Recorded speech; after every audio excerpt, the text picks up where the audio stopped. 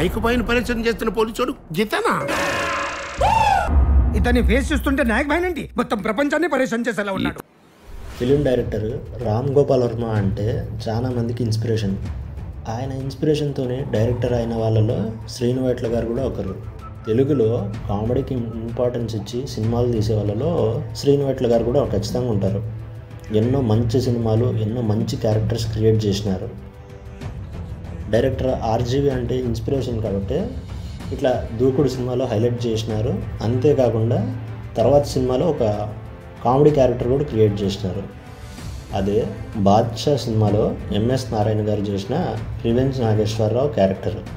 సినిమాలో చూపించినట్టు ఆర్జీవి నిజంగానే స్టోరీ రైటర్స్తో కంటే ఎక్కువ పోలీస్ ఆఫీసర్స్తో, క్రిమినల్స్తో ఎక్కువ ఇంటరాక్ట్ అవుతూ ఉంటాడు.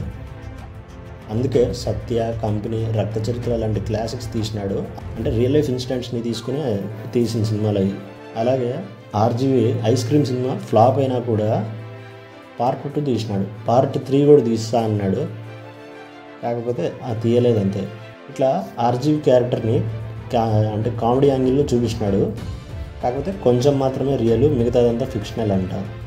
మరి అయితే ఈ సినిమా లాస్ట్లో ఈ క్యారెక్టర్కి సినిమా నాలెడ్జ్ లేదు అన్నట్టు చూపించినాడు కదా.